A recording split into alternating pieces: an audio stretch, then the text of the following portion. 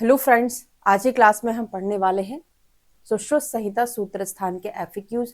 इसके पहले मैंने आपको चरक पूरा कंप्लीट करा दिया है। इसमें टोटल नंबर ऑफ क्वेश्चन आपके 224 रहेंगे, इसीलिए हम इसको 3 पार्ट में कवर करेंगे। 80 और लास्ट में जितना बचा होगा वो अगले पार्ट में कवर करेंगे। ठीक है, तो चलिए शुरू करते हैं। पहला ही क्वेश्चन है हमारा कि आयुर्वेद किस वेद का उपांग है।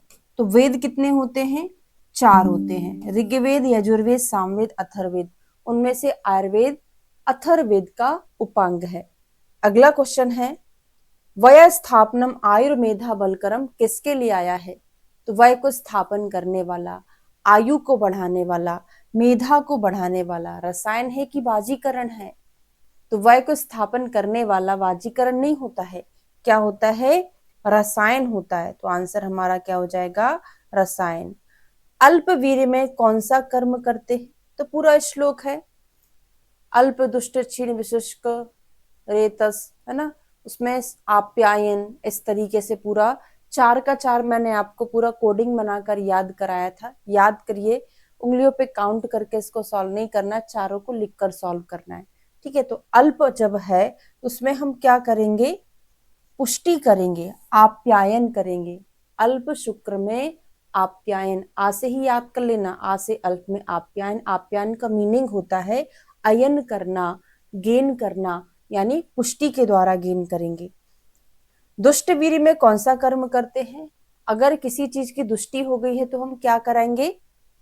दुष्ट वीर्य में करते हैं प्रसादन, यानी शोधन। तो दुष्ट लोगों को कभी प्रसाद मत दो। कोडिंग भी बताती जा रही हूं मैं साथ में, है ना। अल्प में आप्यायन, अगर कोई चीज अल्प है तो अयन कर लो, यानी पुष्टि कर लो, हिंदी में भी याद रखेंगे। ऐसे ही कोई चीज दूषित हो गई है तो दूषित चीजों को हम शुद्ध करेंगे। तो दूषित का शोधन, हिंदी में उसको प्रसादन याद कर लेना, कि दुष्ट लोग जो होते हैं उनको प्रसाद नहीं देना चाहिए। ठीक है। क्षीण में क्या करेंगे? क्षीण शुक्र में हम करते हैं वृद्धि, उपचय। अगर कोई चीज कम है, क्षीण है तो बढ़ा दो, या बढ़ाने को बोलते हैं उपचय कर दो, यानी उसकी वृद्धि कर दो। तो क्षीण में क्या करना है? हमको वृद्धि करना है, उपचय करना है। अल्प में आप्यायन यानी पुष्टि करना है, दुष्ट में शोधन यानी प्रसादन करना है। और शुष्क में क्या करेंगे? शुष्क में जनन करेंगे, उत्पत्ति करेंगे। कोई चीज सूख गया है तो आप कोड बना लो, जन यानी मनुष्य कैसे हो गए? शुष्क हो गया। जन जो है, मनुष्य जो है शुष्क हो गया, तो जनन, उसकी उत्पत्ति करना है। तो जनन उत्पत्ति किसमें करेंगे? शुष्क में। तो चारों का चारों एक बार और रिवाइज कर लो। अल्प में आप्यायन यानी पुष्टि, दुष्ट का शोधन करा दो या उसको प्रसाद मत दो।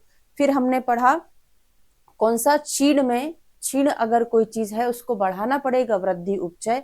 और लास्ट में जनन यानी उत्पत्ति किसका करेंगे? शुष्क का। तो जन लोग कैसे हैं? शुष्क हैं, सूख गए हैं। ठीक है। अगला क्वेश्चन आएगा, चतुर्विध भूतग्राम में क्या आता है? चतुर्विध भूतग्राम में तो पहले ही चैप्टर का रेफरेंस है जिसमें मैंने आपको 4 के बहुत सारे जोड़े पढ़ाए थे। तो भूत कौन बनता है? व्यक्ति मरने के बाद बनता है, इंसान बनता है ना भूत। तो किसमें आता है?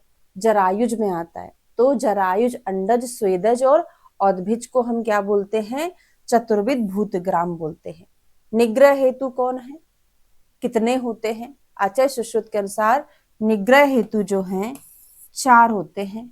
कौन कौन से? संशमन, संशोधन, आहार और विहार। आचार नहीं है, आहार आचार नहीं है। संशोधन, संशमन, आहार और विहार। स्थावर औषधि के भेद कितने होते हैं? 4 होते। क्वेश्चन में आंसर दे दिया है। कौन कौन से? वनस्पति, वृक्ष, विरुद्ध, औषधि। ऐसे ही ये जांगम के होते, जो हमने पढ़ा ना, जरायुज, अंडज, स्वेदज, औद्भिज, वो जांगम के 4 भेद हैं। ठीक है। यहाँ पे स्थावर औषधि के 4 भेद है, वनस्पति, वानस्पत्य। हाँ, एक और चीज, वृक्ष की जगह आचार्य चरक ने क्या बोला है? वानस्पत्य बोला है, वानस्पत्य। वृक्ष की जगह क्या बोला है? वानस्पत्य बोला है। जांगम औषधि के भेद कितने होते हैं? तो जांगम औषधि अभी अभी मैंने आपको बताया, जैसे स्थावर के 4 है वैसे जांगम के 4 है, जिनको हम चतुर्विध भूतग्राम के नाम से जानते हैं।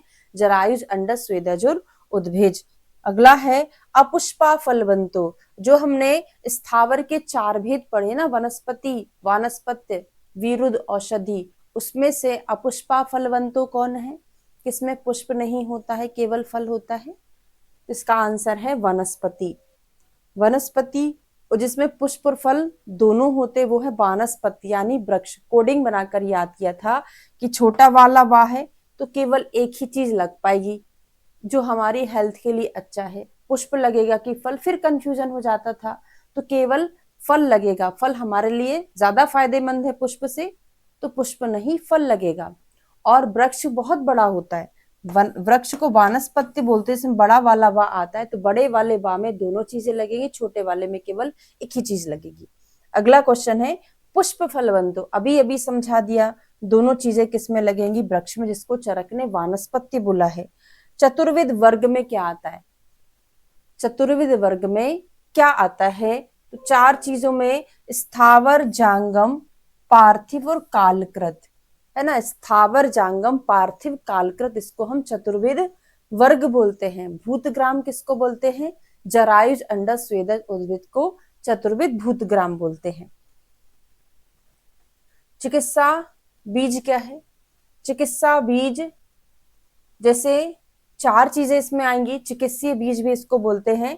एक पुरुष है, उसको व्याधि हुई, फिर हमने उसको औषधि दी, औषधि देना एक प्रकार की क्रिया है, हो गया याद। चतुर्विध बीज को पहले एक पुरुष था, उसको व्याधि हुई, व्याधि हुई तो हमने औषधि दी, औषधि देना एक प्रकार की क्रिया है, तो ये चिकित्सा बीज हो गया। शिष्य के वस्त्र का वर्ण कैसा होता है, तो 2 चीजें पढ़ते हम, एक पढ़ते हैं शिष्य के वस्त्र कैसे होना चाहिए, एक पढ़ते हैं व्रणी के वस्त्र कैसा होना चाहिए। तो व्रणी को अगर ब्लीडिंग होगी और हमने लाल कलर के कपड़े पहना दिए, व्रणी को पता ही नहीं ब्लीडिंग हो रही है तो हमको पता ही नहीं चलेगा, तो ऐसे कपड़े पहनाओ जिसमें ब्लीडिंग जल्दी से दिख जाए, यानी श्वेत वर्णी। व्रणी को श्वेत वर्ण के, शिष्य में षटकोण वाला शाह है तो षटकोण वाले शाह से हमने कषाय पढ़ लिया, ठीक है। तो शिष्य के वस्त्र जो है कषाय वर्ण होना चाहिए और व्रणी के श्वेत वर्णी। यथा खरस चंदन भारवाही भारस्य वेत्ता नातु चंदनस्य, किस कहाँ का रेफरेंस है, जिस प्रकार एक गधा चंदन की लकड़ियों का भार ढोता है लेकिन उसको ये नहीं पता होता कि मेरे ऊपर कितना कीमती सामान रखा है, उसी प्रकार आपके पास अलमीरा में बहुत सारी बुक सजी हुई हैं, सारी मॉडर्न की बुक है, आयुर्वेदा की, सब कुछ है, पर आप पढ़ ही नहीं रहे हो, आपको आप बुक्स का भार ढो रहे हो, आपको उसका कीमत नहीं पता है, तो ये कहाँ का है, प्रभाषणीय, यानी सूत्र स्थान 4थे चैप्टर का रेफरेंस है, प्रभाषणीय, ठीक है। तीसरा अध्ययन संप्रदानीय है, चौथा प्रभाषणीय है। एकम शास्त्रम अधियानो ना विद्या शास्त्र निश्चयम, एकम केवल एक शास्त्र का ज्ञान करने पर सभी चीजों का ज्ञान नहीं होता, ये भी कहाँ का है, सूत्र अध्याय 4 का है। शस्त्र के कर्म कितने हैं, शस्त्र के कर्म आचार्य सुश्रुत के अनुसार शस्त्र के कर्म कितने होते हैं, तो हमने 8 पढ़े हैं, तो अभी याद कर लो, GDK, शस्त्र के गुण, दोष और कर्म, GDK गुण, दोष, कर्म, तो गुण कितने हैं,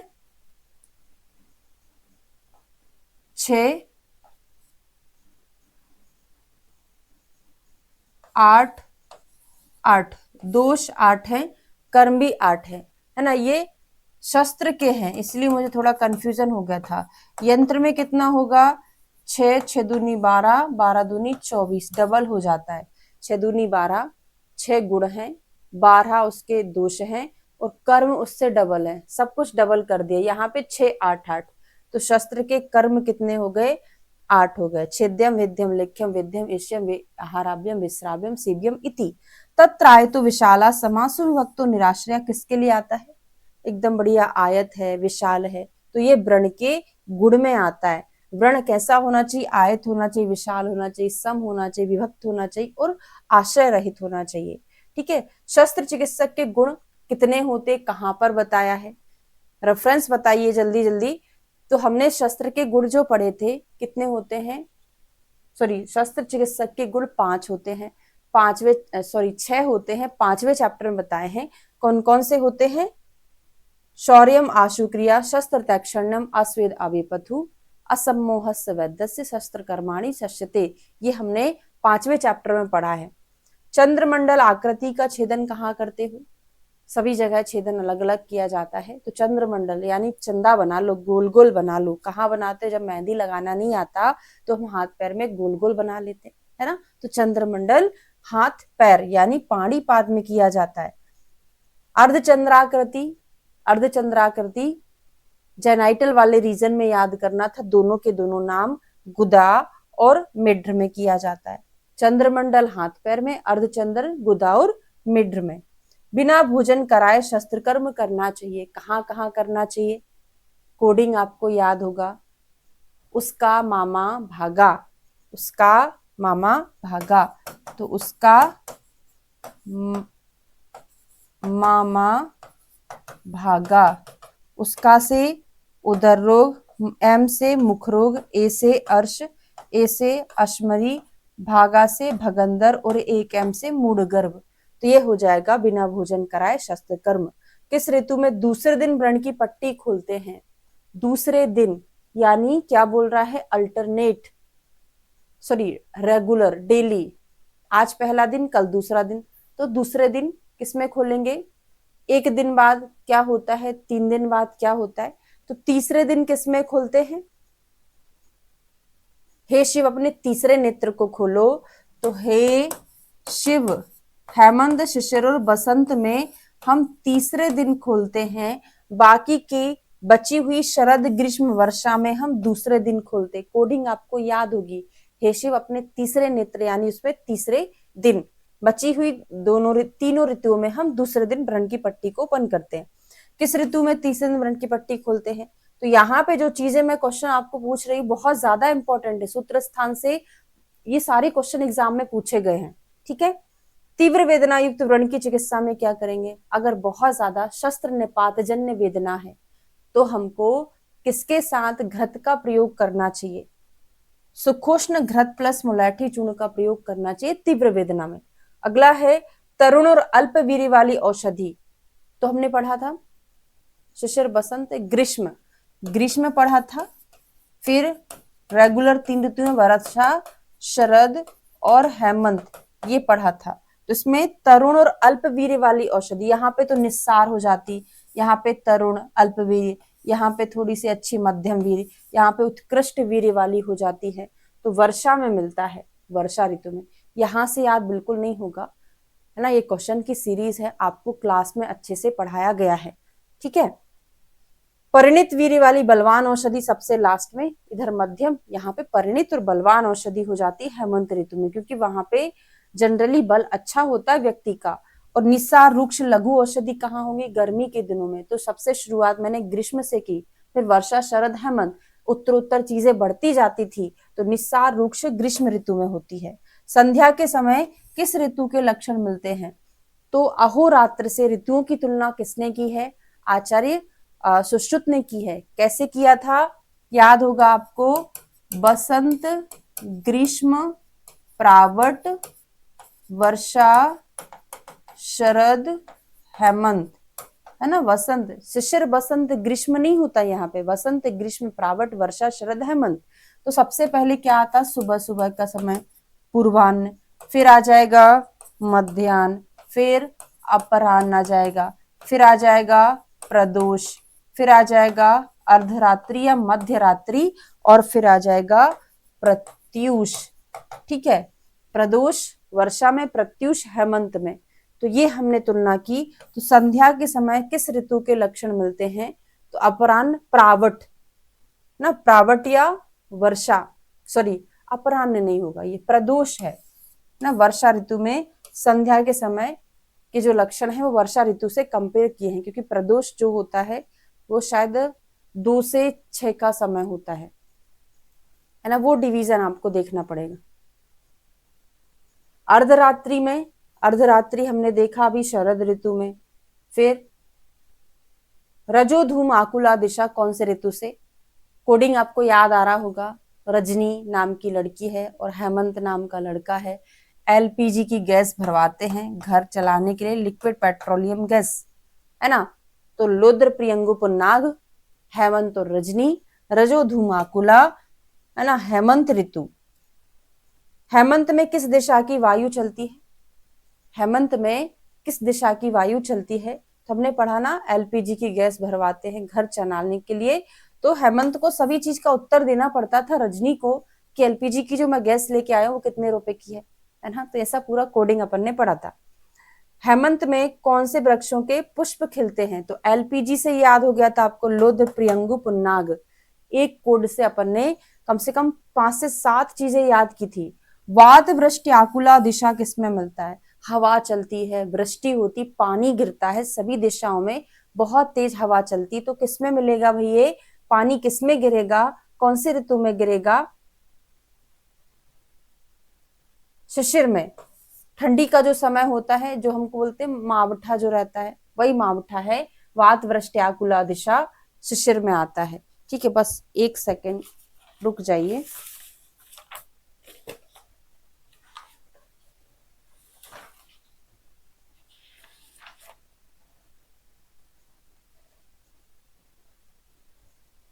हाँ, ओके, थोड़ा सा कंफ्यूजन हो गया था पर सही है। ठीक है, आगे बढ़ेंगे। बसंत ऋतु में पुष्पित वृक्ष, बसंत में जो बसंत की अक्षी पलाश के जैसे, बसंत नाम का लड़का, उसकी आंखें जो हैं हमने पलाश से कंपेयर किया था, तो पलाश, कमल, अशोक, वकुल और आम्र यहाँ पर मिलेगा। ग्रीष्म ऋतु में वायु कैसे चलती है? गर्मी जब बहुत ज्यादा पड़ती है तो हवा चलती है, हम बोलते बवंडर उड़ता है वो गोल गोल, हम बोलते कि ऐसा लग रहा है कि कोई राक्षस आ गया है। उस राक्षस का नाम क्या था? उस राक्षस का नाम था नैऋत्य, जो कि हमें उठा के ले जाएगा। प्रावट ऋतु में पुष्पित वृक्ष, प्रावट, पासे प्रावट, पासे पैर, पैर को कदम बोलते हैं, याद आ रहा होगा आपको। तो क्या है? कदम।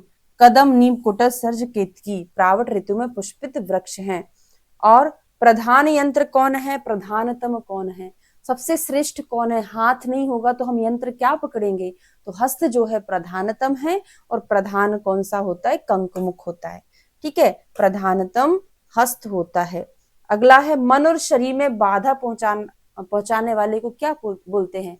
तत्र मनः शरीर बाधकराणि यंत्र शल्यानि तेषाम हरण उपायो यंत्राणि। जो हमारे मन और शरीर को बाधा पहुंचाए उसको हम शल्य कहते हैं, और इसको निकालने के उपाय को यंत्र कहते हैं। यंत्र की संख्या कितनी है? अलग अलग आचार्य ने अलग अलग बताया। सुश्रुत ने 106 बताया, सॉरी 101 बताया भाई, 106 तो अष्टांग हृदय का है, 101 सुश्रुत का है, 116 जो है वो किसका है? अष्टांग हृदय का है, और संग्रह का जो है वो असंख्य है ना। 106 नहीं है वो, पहले कंफ्यूजन में लिखवा दिया होगा कभी किसी ने, है ना। 106 नहीं होता है वो, कितना होता है? 116 होता है। ठीक है, और संग्रह का असंख्य होता है। यंत्र के भेद कितने होते? यंत्र के भेद 6 होते हैं। स्वस्तिक, सदंश, ताल, नाड़ी, शलाका, उपयंत्र, उनके अलग अलग संख्या है। स्वस्तिक की 24, सदंश 2, एक नाक का एक नागिन का दंश तो 2। ठीक है, ताली 2 होती है, शलाका 28 है, और नाड़ी कितनी होती है? 20 होती है। सभी में इनिशियल नंबर ना 2-2 ही रहेगा। ठीक है, तो इस तरीके से याद। उपयंत्र कितना है? 25 है। प्रायशो लोहानी भवंती, प्राय लोहे के बने होते। कौन बनता है लोहे का? प्राय जो हम यंत्र यूज करते हैं वो प्राय लोहे के बने होते हैं। यंत्र के क्रमशः गुण दोष कर्म कितने हैं? अभी अभी मैंने बताया था जीडी के 6, 6 दूनी 12, 12 दूनी 24। ऐसे शास्त्र में हमने पढ़ा 6, 8, 8। ठीक है, स्वस्तिक यंत्र की लंबाई कितनी होती है? तो क्रम आपको याद करना था, स्वस्तिक, संदंश, ताल, नाड़ी, शलाका, उपयंत्र, वहां पे 18, 16, 12, फिर तीनों का आवश्यकता के अनुसार था, तो 18 अंगुल का रहता है। स्वस्तिक यंत्र का उपयोग कहाँ करते हैं? स्वस्तिक क्या होता है? ये स्वस्तिक होता है। ठीक है, इसको हम कहाँ पहनते हैं? कानों में पहनते हैं, ईयर रिंग्स बना के पहनते हैं ना। और अस्थिगत शल्य निकालने के लिए इसका प्रयोग, तो स्वस्तिक हमने काय का बनाया? हड्डियों का बना के कान में पहन लिया, क्योंकि कर्ण वर्ण जो होते वहां पे स्वस्तिक बंध बनता है, तो उससे रिलेट करके हम उसको याद कर सकते हैं। अगला क्वेश्चन है संदंश यंत्र का उपयोग कहाँ करते? दंश, नाग नागिन के दंश कहाँ लगे? हमारी त्वचा पे लगे। तो त्वचा के अंदर कौन है? मांस है। तो त्वचा से अंदर की ओर चलते जाओ, तो संदंश का प्रयोग हम कहाँ करेंगे? त्वचा मांस राज स्नायुगत शल्य में करेंगे। ताल यंत्र का उपयोग कहाँ करते? ताल यानी स्कूप, छोटा सा चम्मच जैसा होता है, छोटी चम्मच मान लो, तो जहां पे मल होगा उसके मल को निकालेंगे। तो कहाँ पर मल रहता है? कर्ण, नासा, उनके मल को निकालने के लिए ताल यंत्र का प्रयोग किया जाता है। ठीक है, कर्ण, नासा, नाड़ीगत शल्य को। नाड़ी यंत्र का उपयोग कहाँ किया जाता है? नाड़ी स्पेकुला कहाँ यूज करते हैं? जब हमें रोग को देखना हो, जैसे कोई भी स्पेकुला, अभी याद ही नहीं आ रहा मुझे, है ना, अर्शोभगंतर यंत्र जो होता है ना, उससे हम क्या करेंगे? अर्श को देखने के लिए यूज करते हैं। ठीक है ना। तो नाड़ी श्रोतोगत शल्य उद्धरणार्थ और रोग दर्शनार्थ, वहां पे कोई शल्य पड़ा उसको निकाल लो, या वहां पे रोग जो है उसको देख लेते हैं। सर्प फण का उपयोग, सर्प क्या करता है? एक व्यू बनाता है, चक्रव्यूह बना के बैठ जाता है साम, तो सर्प फण का प्रयोग हम व्यूहन के लिए यूज करते हैं। मालती पुष्प का उपयोग किसमें करते हैं? मालती पुष्प का उपयोग है, मालती पुष्प के समान कौन होता है? मूत्र मार्ग विशोधन, उपयोग नहीं है। मालती पुष्प के समान जो यंत्र शलाका है उसका प्रयोग हम करते हैं मूत्र मार्ग विशोधनार्थ। ठीक है। शस्त्र की संख्या कितनी होती है? जैसे हमने यंत्र की पढ़ी, ऐसे यहाँ पे शस्त्र की कितनी हो जाएगी? 20 हो जाएगी। बाघ बट की 26 हो जाएगी। 6 कौन से एक्स्ट्रा होते हैं? सर्पलिंग की खोज करो कर्ण, एक ट्रिक थी जिसमें हमको 6 बाघ बट के एक्स्ट्रा याद हो जाते हैं। ठीक है। मंडलाग्र का प्रयोग यहां से याद नहीं होगा। 20 के 20 शस्त्र के मैंने 4 कोड आपको याद कराया था, जिसमें था एक छेले मक, छेदन लेखन, मंडलाग्र, करपत्र, यानी मंडलाग्र का प्रयोग छेदन लेखन के लिए किया जाता है। आटी मुख का प्रयोग यहां से याद नहीं होगा, वहीं से डायरेक्ट होगा। छेलेमग, छेवे वृद्ध नमु, कुठावरी आवेशु, त्रसुकु, 3 मुख, यानी विश्रावण में 3 मुख आ रहा है। शरारी, आटी, अंतर्मुख, विश्रावण कर्म के लिए। कुठाब्री आवेशु, कुठाब्री यानी ब्रीहिमुख, आवेशु यानी वैसे वेधन कर्म के लिए यूज किया जाता है ना। तो ये वेधन कर्म में प्रयोग। अभी आपको नहीं समझ आ रहा होगा, अगर आपने मेरी क्लास में पढ़ा होगा तभी आपको याद आ रहा होगा। शरारी मुख की लंबाई कितनी होती है? तो शारीर स्थान में कितने चैप्टर सुश्रुत के? 10 चैप्टर हैं, तो शरारी मुख का प्रमाण भी हमने 10 अंगुल पढ़ लिया। सुग्रहाणी, सुरूपाणी, सुसमाहित किसमें आता है? अच्छे से ग्रहण करने योग्य हो, अच्छा रूप हो। यंत्र शस्त्र दोनों के लिए कहा गया है, ग्रहाणी, रूपाणी, समाहित। ठीक है। सुलोहानी, सुधाराणी, लोहे का बना हो, धार अच्छी हो, तो धार शस्त्र में अच्छी होती है, ना कि यंत्र में, है ना। तो लोहानी, धाराणी शस्त्र के लिए आया है। सुदृढ़ानी, दृढ़ किसका गुण है? दृढ़ कौन होना चाहिए? जो यंत्र है मजबूत होना चाहिए, तो यंत्र दृढ़ है। धार और लोहानी शस्त्र है, और 3 चीजें दोनों में कॉमन रहती हैं। अर्ध मसूरी, तो हमने पढ़ा था छेलेमक, नहीं सॉरी, भेले बेछे, भेले बेछे, पहले मसूर एक थी, फिर इसको आधा कर दिया, अर्ध मासूरी। पहले बाल पूरा था, फिर इसको हमने आधा कर दिया, है ना। भले बेचे मासुरी, अर्ध मासुरी, कैशिकी, अर्ध कैशिकी, जिसमें हमसे अर्ध मासुरी पूछा था, जिसका प्रयोग हम करते हैं लेखन कर्म के लिए। मांस के छेदन भेदन पाटन के लिए किसका यूज करते हैं? कौन सी पायना यूज करते हैं? तो कोडिंग क्या थी हमारी? मांसोदक, मांसोदक।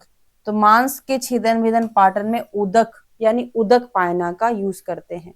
एक तेल पायना होती है, एक उदक पायना होती है, एक तेल उदक और एक क्षार पायना होती है। कौन कौन सी पायना होती है? भूल ही जाती हूँ मैं।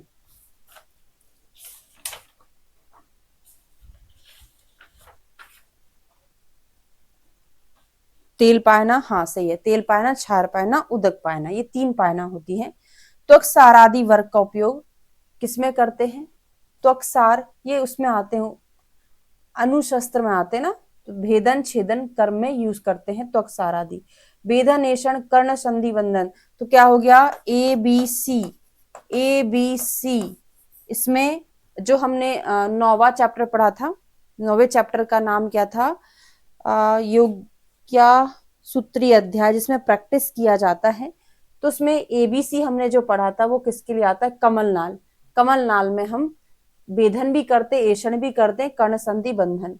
मृदु मांस चर्म में क्या करते हैं, मांस की जो चर्म है बहुत सॉफ्ट है, तो सॉफ्ट चीज में हम क्या करेंगे, कर्ण संधि बंधन करते। या हमारे कान का जो चर्म है बहुत मृदु है, मृदु मांस खंड आ जाए तो अग्निक्षार, अग्निक्षार में खंड खंड बना देते हैं। ठीक है, मृदु मांस खंड आ गया, अग्निक्षार में हम खंड खंड बना के ही ट्राई करते हैं, शुरुआत करते हैं। फिर अगला आता है, शस्त्र अनुशस्त्र में श्रेष्ठ कौन है, शस्त्र अनुशस्त्र शस्त्रेभ्यो श्रेष्ठ क्षारा प्रधानतमः, क्या होता है, क्षार प्रधान है। अगर अनुशस्त्र में श्रेष्ठ पूछे आपसे, अनुशस्त्राणाम किसके लिए आया है, जलौका के लिए। केवल अनुशस्त्र में श्रेष्ठ पूछे तो जलौका, ये चरक का है। और केवल शस्त्र अनुशस्त्र दोनों में श्रेष्ठ की बात करे तो वो क्षार है। क्षार कैसा होता है, क्षार तीनों दोषों को नष्ट करने वाला और सौम्य होता है। क्षार के भेद कितने होते हैं, आचार्य चरक का होता है कितना, सुश्रुत का कितना, बागभट का। चरक ने ऐसा कुछ नहीं बताया। पहले सुश्रुत का देखते हैं, पानी होता है प्रतिसारणी। बागभट ने 2 बोला है, आभ्यंतर और बहिर्परिमार्जन, अंतः परिमार्जन, बहि परिमार्जन। ये जो क्षार के भेद है ये बागभट के हैं। क्रमी अर्श विष में कौन सा, तो कवि करके याद कराया था। क्रमी अर्श और विष में कौन से क्षार का प्रयोग करते हैं, तो ये 3 जो है वो कॉमन होते, इसमें पानी प्रतिसारणीय दोनों प्रकार के क्षार का प्रयोग किया जाता है। क्षार निर्माण जल द्रव्य का अनुपात कितना होता है, तो यहाँ पे हमको ध्यान रखना पड़ेगा किस आचार्य के अकॉर्डिंग क्वेश्चन अटेम्प्ट किया जाएगा। तो इसमें 6 भाग द्रव्य जल होता है और द्रव्य जो है 1 भाग। ध्यान दीजिएगा, द्रव्य का अनुपात, जल का अनुपात, यहाँ पे तो अलग अलग लिख दिया, लेकिन इस पे आपको ध्यान देना था, है ना। तो यहाँ 6:1 सही लिखा है। कभी आपसे द्रव्य और जल पूछ ले तो 1:6 आपका आंसर जाना चाहिए। शारंगधर ने 1:4 बोला है। मृदु क्षार का पर्याय, मृदु मध्यम का कोई पर्याय नहीं था और एक संव्यूह मृदु मध्य खर पाक का था, है ना। तो मृदु का संव्यूह, खर को हमने ज्यादा पक गया तो खर बन गया, तो मृदु क्षार का पर्याय होता है संव्यूह। और तीक्ष्ण, तीक्ष्ण क्षार का पर्याय होता है खर नहीं, वो तीक्ष्ण कहलाता है पाक्य। क्षार का परीक्षण करते हैं एरंडनाल पे कि पहले जला तो क्या हुआ, उसके बाद जला, उतने मिनट में जला तो क्या हुआ। क्षार में प्रधान रस कैसा होता है, सेम टू सेम मूत्र के जैसे होता है, तो कटु रस प्रधान है और अप्रधान लवण रस है। सेम टू सेम ऐसा ही हमने मूत्र में पढ़ा, कटु रस प्रधान है और अप्रधान जो है वो रस लवण होता है।